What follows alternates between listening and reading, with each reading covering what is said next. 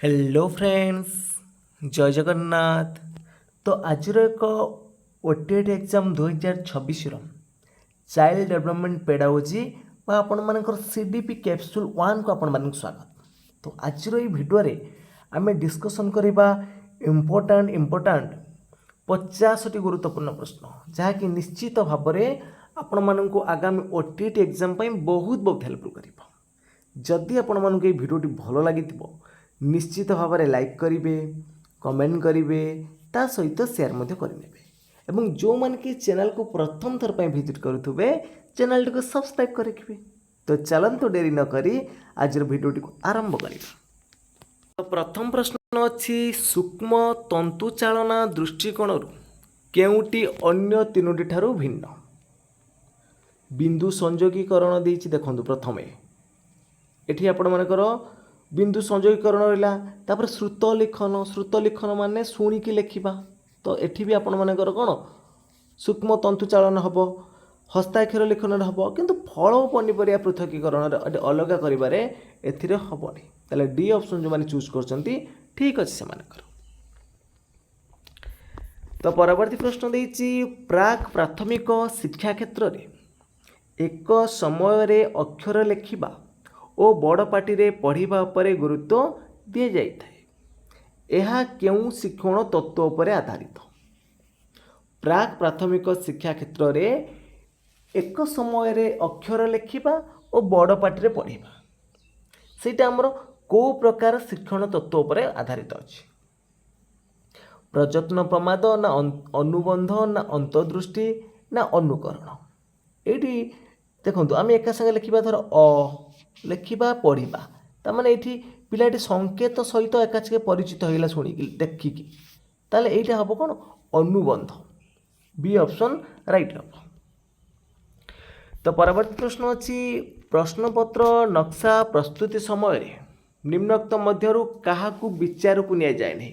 जितेबले आम blue print तैयारी करती बा प्रश्नपत्र प्रस्तुत करें समय काहाकू विचार को नबानी आम प्रसंग कौन रही विचार को निया प्रश्नर प्रकार भेद माने कौ प्रकार प्रश्न केते आसीबो दीर्घ उत्तरमूलक प्रश्न केते आसीबो संक्षिप्त उत्तरमूलक केते आसीबो ऑब्जेक्टिव क्वेश्चन केते रहिबो वस्तुनिष्ठ प्रश्न केते रहिबो आम कौ उद्देश्य आम करूछंती सेटा भी रहिबो शैक्षिक उद्देश्य रहिबो किंतु शिक्षादान समयटा न थाए। तो D option eighty right.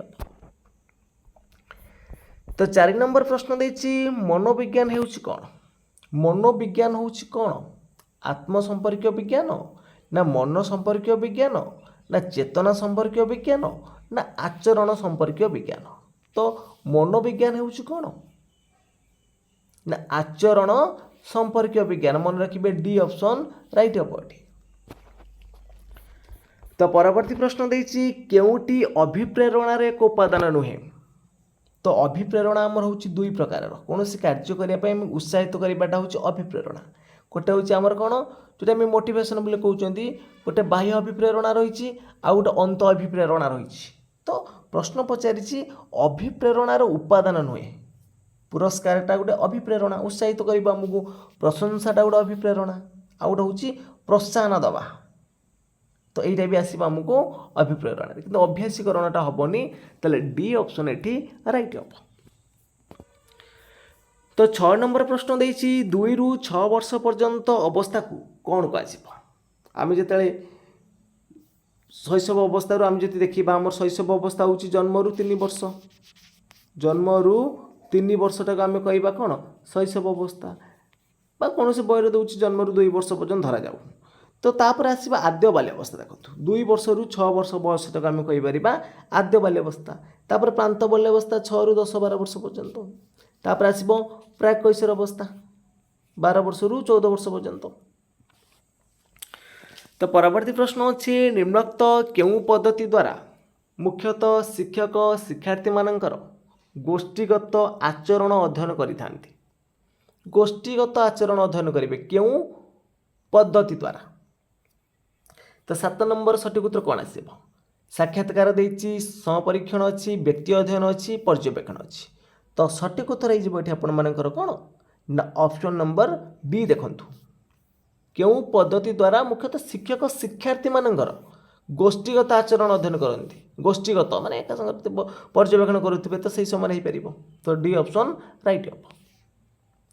8 number प्रश्न देछि आम राज्य रे केउ संस्था प्राथमिक स्तर पर पाठ्य खसड़ा प्रस्तुत करिछि चलतु देखिबा ऑप्शन ले कोन अछि तो आम राज्य रे केउ संस्था प्राथमिक स्तर रे पाठ्यक्रम प्रस्तुत करिछि राइट आंसर एठी आपण मानकर आसीबो कोन ना टीई एवं एसीआरटी एई संस्थाटा आमर राज्य रे प्राथमिक स्तर पर पाठ्यपुस्तक प्रस्तुत करिछि।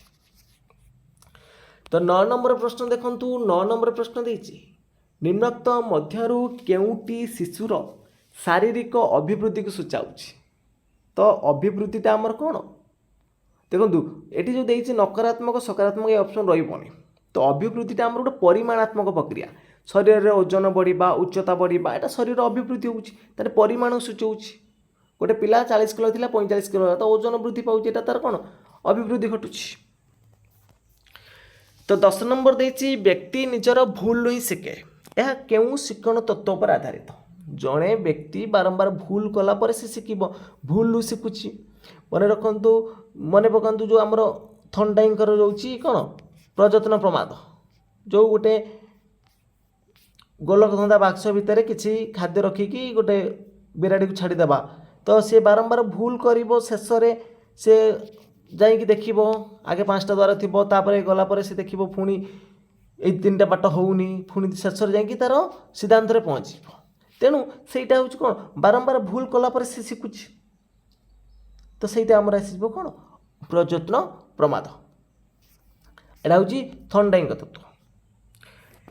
तो परवर्ती प्रश्न अच्छे निम्नोक्त मध्यरु केउ तथ्यटी ठीक नुहे अभिवृद्धि एक जैविक प्रक्रिया अभिवृद्धिटा आमर गोटे जैविक प्रक्रिया यहाँ ठीक अच्छे कहीं शरीर वृद्धि विकास तापर देखिए विकास एक परिमाणात्मक प्रक्रिया विकासटा परिमाणात्मक प्रक्रिया हेनी जब ये वृद्धि था आम विचार को नहीं पारि था तो विकासटा उभय परिमाणात्मक एवं गुणात्मक प्रक्रिया देखो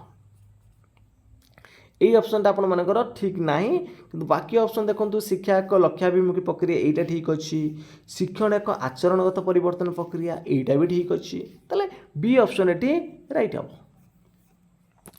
तो परवर्ती प्रश्न अच्छी बहु विकल्प प्रश्न क्षेत्र में निम्नोक्त मध्यरु केउ तथ्यटी ठीक नुहे जो 4टा ऑप्शन देछि केउटा ठीक नुह बोली पचार देखो समस्त विकल्प उत्तर संभव माने समस्त जो विकल्प गुड़िक आमर ठीक भाई मन हम यहाँ ठीक हम कंप्यूटर निर्भुल और द्रुत मूल्यांकन हो पार यहाँ भी ठीक हम विकल्प मध्य गोटे ठीक उत्तर थी ठीक हम किंतु अनभिज्ञ शिक्षक सहजरे प्रश्न प्रस्तुत करेंगे यहाँ ठीक ना ये ऑप्शन ये राइट अच्छी।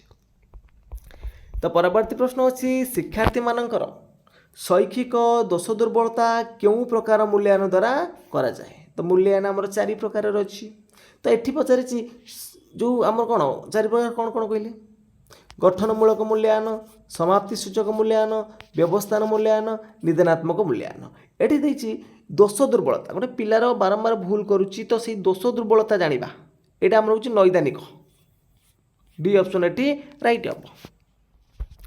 तो परवर्ती प्रश्न देछि जड़े छात्रर प्रकृत बयस 7 वर्ष एवं मानसिक बयस 7 वर्ष हेले छात्रटी निम्नोक्त केउ श्रेणी अंतर्भुक्त आम आईक्यू बाहर कर फर्मुला जानते कौन MA/CA × 100 जदि उभय देखु मेंटाल एज 7 और क्रोनोलॉजिकल एज 7 डिवाइडेड बाय कर दे इंटू 100 करदे ताले हूँ 100 ताले यहाँ आमर कौ बुद्धि आसो ना साधारण बुद्धि संपन्न रहिबो साधारण बुद्धि संपन्न बी ऑप्शन राइट हम। तो परवर्ती प्रश्न अच्छी निम्नोक्त मध्यरु केउटी पारदर्शिता शिक्षण उपादान पारदर्शिता शिक्षण तो ऑप्शन भितर ये आपण मानकर सठिक उत्तर आसी कौन ना विकल्प शिक्षादान पद्धति बी ऑप्शन राइट हम।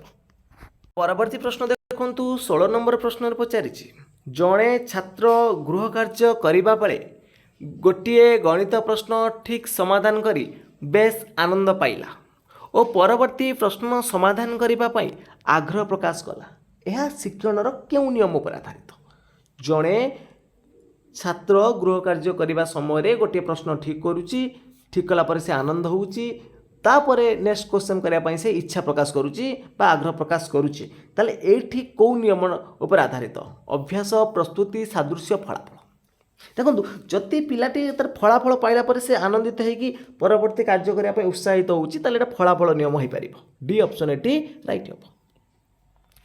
तो परवर्ती प्रश्न अच्छी निम्नोक्त केउटी निरवच्छिन्न समव्यापक मूल्यायन द्वारा परिमाप करा जायଥାଏ निरवच्छिन्न समव्यापक मूल्यायन द्वारा परिमाप करा जिवो कोटा सामग्रिक विकास सृजन शक्तिर विकास अभिज्ञतार विकास ना केन्द्र प्रसारणी चिंतन विकास तो सठिक उत्तर आसब ये आपर ऑप्शन नंबर डी केन्द्र प्रसारणी बा केन्द्र प्रसारी चिंतन विकास।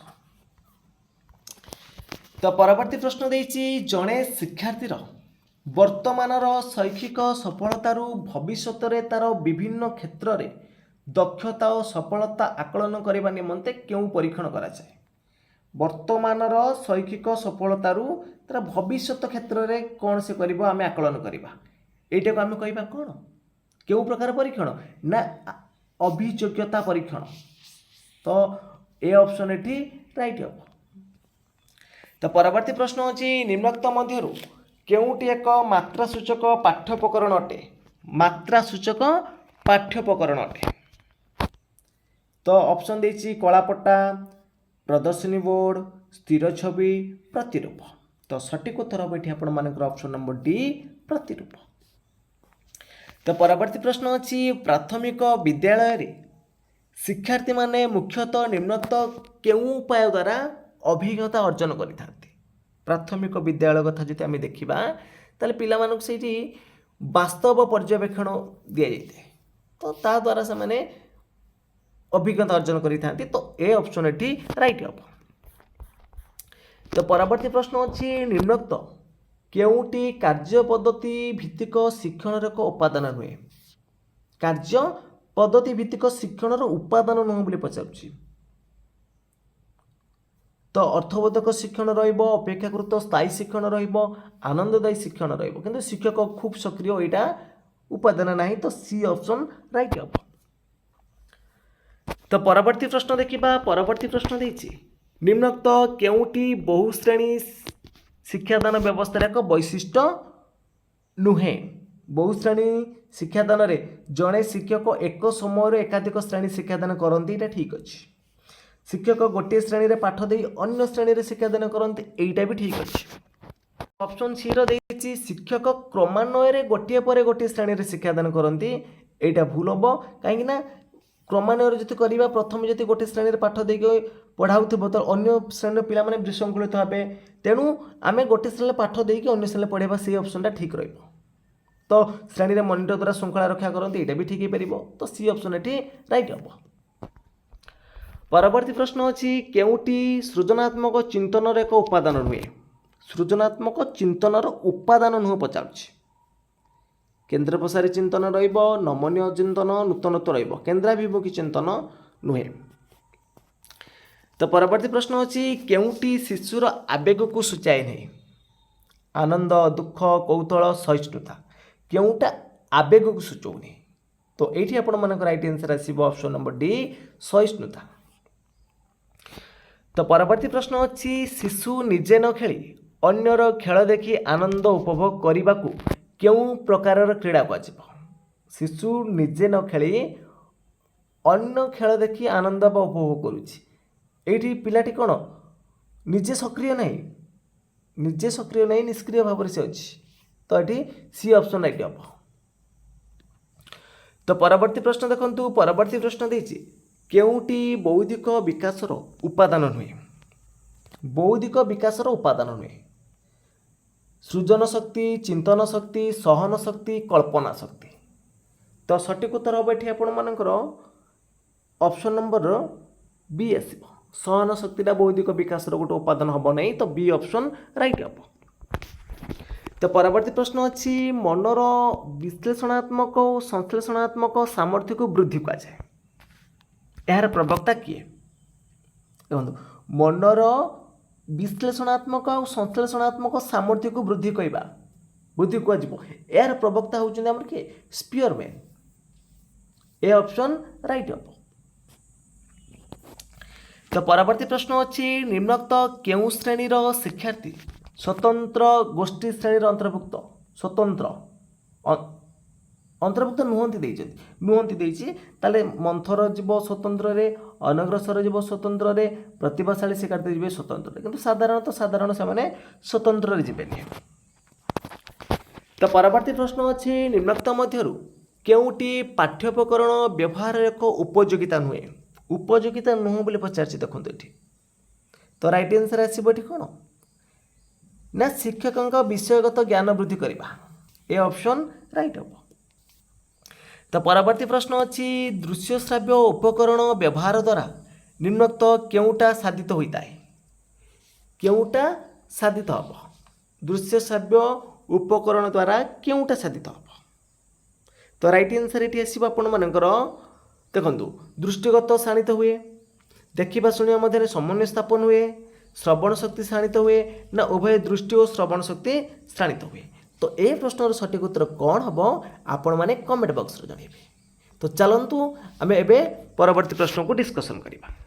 तो परवर्ती प्रश्न अच्छी निम्नोक्त केउ परिवर्तन प्रक्रिया को शिक्षण कह शारीरिक आचरणगत जैविक ना मानसिक केउ परिवर्तन प्रक्रिया को शिक्षण कह। तो सठिक उत्तर बटी ऑप्शन नंबर बी आचरणगत परिवर्तन को शिक्षण कहवा। तो सबू आचरणगत परिवर्तन शिक्षण नुहे जमीक आम निशा सेवन बा औषध खाइला पर जो आचरण परिवर्तन हुए से सब शिक्षण हेनी। तो परवर्ती प्रश्न अच्छी निम्नोक्त मध्यरु केउटी मानसिक स्वास्थ्यावस्थार लक्षण नुहे। तो क्वेश्चन नंबर 32 देखंतु केउटी मानसिक स्वास्थ्यावस्थार लक्षण नुहे। तो सठिक उत्तर आसो ये कौन शारीरिक और मानसिक सुस्थ अवस्था ये कौन लक्षण रहिबो। तो डी ऑप्शन राइट हम। तो परवर्ती प्रश्न अच्छी जड़े व्यक्तिर बुद्धिआंक 90 रु 110 हेले तांको निम्नोक्त केउ वर्ग में रखा जाए तार जो बुद्धिआंक रोची 90 रु 110 ता माने ये आपर साधारण वृद्धि रे जीव डी ऑप्शन राइट हम। तो परवर्ती प्रश्न देखो क्वेश्चन नंबर 34 पचार केउटी पेशीय कौशल भित्तिक शिक्षण एक उदाहरण पेशीय कौशल ये आपर ऑप्शन टा भूल अच्छी है ऑप्शन भूल देछि। तो परवर्ती प्रश्न देखिबा परवर्ती प्रश्न अच्छी अंतर्दृष्टि शिक्षण प्रवक्ता किए अंतर्दृष्टि शिक्षण प्रवक्ता। तो सठिक उत्तर आसो ये आपर ऑप्शन नंबर डी कोहलर हम राइट आंसर। तो परवर्ती प्रश्न अच्छी प्राक प्राथमिक शिक्षार्थी मानक निमंते केउ शिक्षादान कौशल विशेष उपयोग होता है प्राक प्राथमिक शिक्षार्थी मानक पई हमर जो पर्यवेक्षणटा ठीक रहिबो ए ऑप्शन राइट आसीबो। तो परवर्ती प्रश्न अच्छी पारदर्शिता शिक्षण निमंते केउटी करा जिबा उचित नुहे केउटा करा जिबा उचित नुहे। तो राइट आंसर एठी हो आपण मानकर ऑप्शन नंबर डी ना शिक्षणर सफलता और दुर्बलता को विचार करी शिक्षादान करबा एटा उचित बने। तो परवर्ती प्रश्न अच्छी व्यक्तिर वृद्धि निम्नोक्त मध्यरु केउ प्रक्रिया अटे। तो आमर जो वृद्धिटा हूँ गोटे जैविक प्रक्रिया।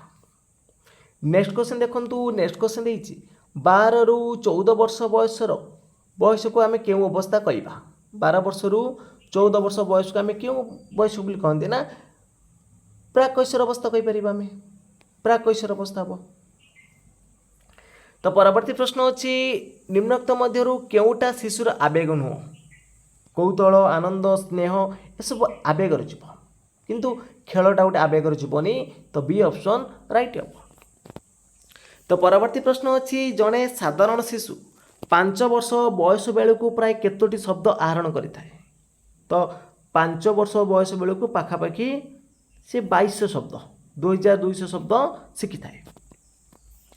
तो परवर्ती प्रश्न अच्छी खेल एक स्वतःप्रवृत्त कार्य यह किए कही खेल एक स्वतःप्रवृत्त कार्य ये कथा आमर किए कही हरलक कही डी ऑप्शन राइट हम।